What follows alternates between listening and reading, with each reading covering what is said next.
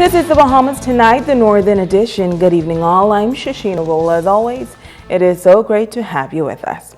Topping news as Grand Bahamas industrial sector stands poised for a massive expansion. Bahamians are also positioning themselves for a piece of the economic pie. Tonight, Sabrina Brown takes a look at a local company that is progressing in this vital sector. Clear Blue Maritime Services was established over 5 years ago and is contracted by the Grand Bahamas Shipyard to carry out skilled work in the areas of scaffolding, blasting, and rigging. Consultant to the company Troy Garvey says Clear Blue is a fine example of Bahamians providing opportunities for Bahamians. It's a Bahamian-owned company. We always look at and ridicule people for bringing in foreigners and foreign expats. You know, I have nothing against the expats. But what I say is that if it is an opportunity for Bahamians to do it, then let's let the Bahamians do it. And so when we look at the fact that it's 100% Bahamian owned, 100% Bahamian employed, hey, listen, we going somewhere. When you look at the unemployment rate in Grand Bahama, it was a great opportunity. Garvey says Clear Blue also plans to expand its reach in the near future, not just locally, but globally. What I see planned for Clear Blue is to make application and submissions all around the world for contracts, especially in the Caribbean or in the Commonwealth. Because don't forget, Canada is a part of the Commonwealth. And so with the opportunity now that exists for entrepreneurship and businesses within its cycle within the Commonwealth and the Caribbean, it allows the opportunity for Bahamians to stretch out to other parts of the world to do business. He's encouraging other Bahamians to take ownership of their economy. We do not empower our people. We always talk about jobs. Every time an investor comes in this country, they talk about jobs. But when are we going to talk about being a piece of the pie? Sabrina Brown, ZNS Network News. We have an update tonight on the controversy involving the manager of the Memories Resort in Lucaya. You may recall that the work permit of that expat manager was withdrawn last month after an investigation was carried out into complaints filed against the top executive. Joan Davis-Roll has the latest. The general manager of Memories Resort said to be winding up his affairs on Grand Bahama after the debacle involving the Grand Bahama Youth Choir on Christmas Eve. Gabriel Varela reportedly confronted the director of the Grand Bahama Youth Choir, Kevin Tomlinson, and his choir members while performing at the resort and requested that they leave the property immediately. A hailstorm of controversy followed, and the Minister of Foreign Affairs and Immigration, the Honorable Fred Mitchell, the Minister for Grand Bahama, the Honorable Dr. Michael Davo, along with the Minister of Labor, the Honorable Shane Gibson, all weighed in on the issue.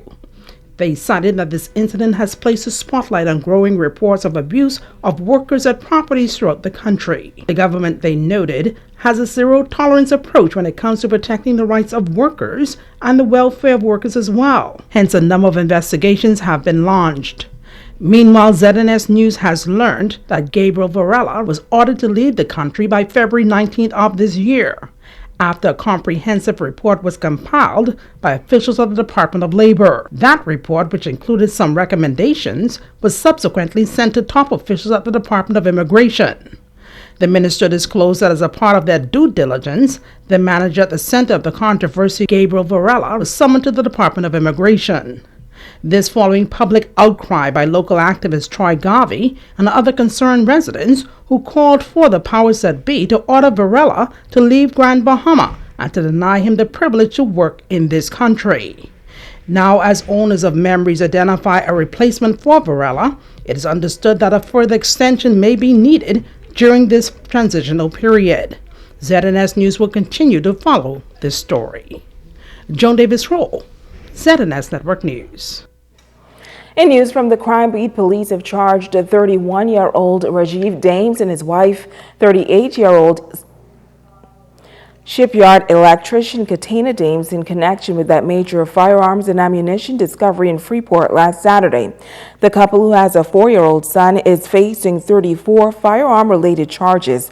They're accused of having a number of 9mm Glock pistols and a .40 Glock pistol in their possession with the intent of selling them to others. It is also alleged that they had 9mm magazines, .380 magazines and .40 magazines in their possession for sale. Now, the court also charged that the defendants with having 751 rounds of 9mm ammunition, 176 rounds of .40 ammunition, and 86 rounds of .380 ammunition in their possession. Court papers also showed that the defendants had 13 .32 ammunition, 18 rounds of .35 ammunition, and 2 .38 special ammunition in their possession with the intention of selling them to others. They pleaded not guilty to all charges and were remanded in custody. The contraband was discovered at their home following a routine traffic stop in the Freeport area. Now, the issue of bail will be addressed when they return to court on February 18th. Now, police also charged 24-year-old Adrian Pratt of Freeport with possession of 5 live rounds of ammunition. He pleaded not guilty to the charge. The police prosecutor requested that bail be deferred as investigations are being conducted to determine whether this matter is in connection to the major firearms and ammunition discovery. Now, this case has been adjourned to February 23rd.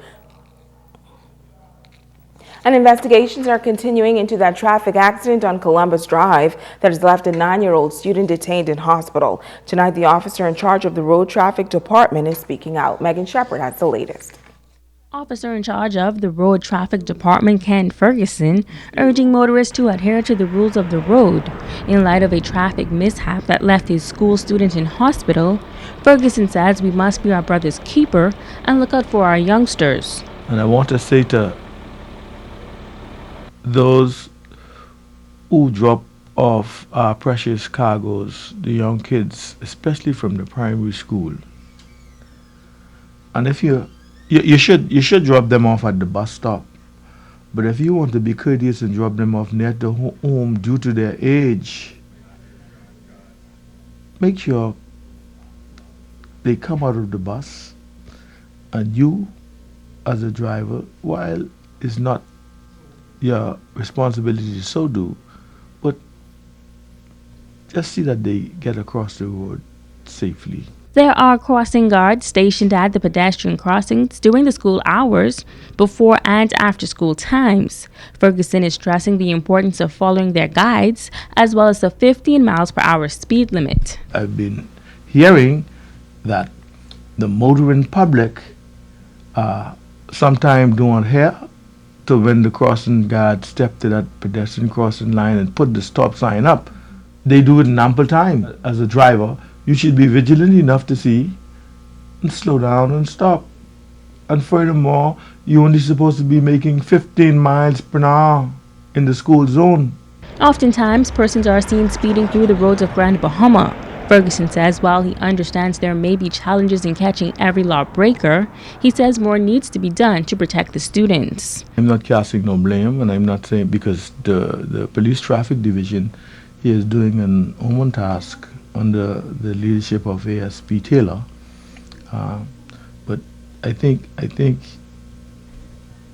we need more motorcyclists from the police force division to be patrolling the areas when school comes out, especially. All right, and that would curtail some of this reckless driving, one, and then it would also limit the amount of accidents that we have. Megan Shepard, ZNS Network News. Meantime, the traffic woes in another area of Freeport has one resident calling for action before tragedy occurs. Joan Davis Roll reports. I'm in fear for my life, and I'm also in fear for the Bahamian people. Increased near-death situations said to be occurring at a major traffic junction leading in and out of West Grand Bahama. And this local resident, Craig Knowles, is speaking out. And it's about the light.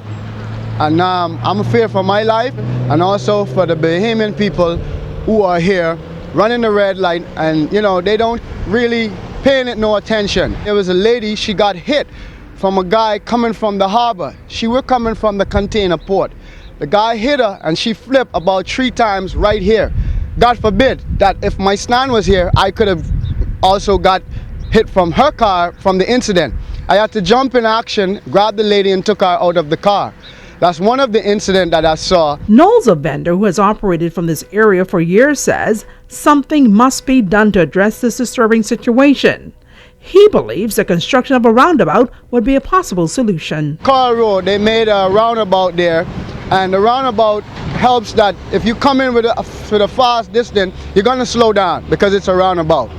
That's the changes that can be made here also, or you can put the camera on top of the light that I see in downtown on some of the stoplights. Thousands of tourists are among those traversing this area on a regular basis.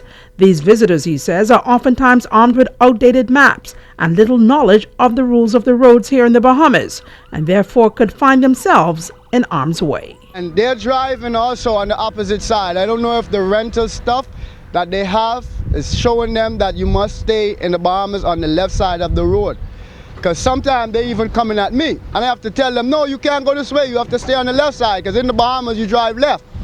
So that's another changes can be made, and also some more signs to show them where to get to the caves and to Port Lucaya, etc. Joan Davis Roll, ZNS Network News. Stay with us. The Bahamas Tonight, the Northern Edition continues right after this.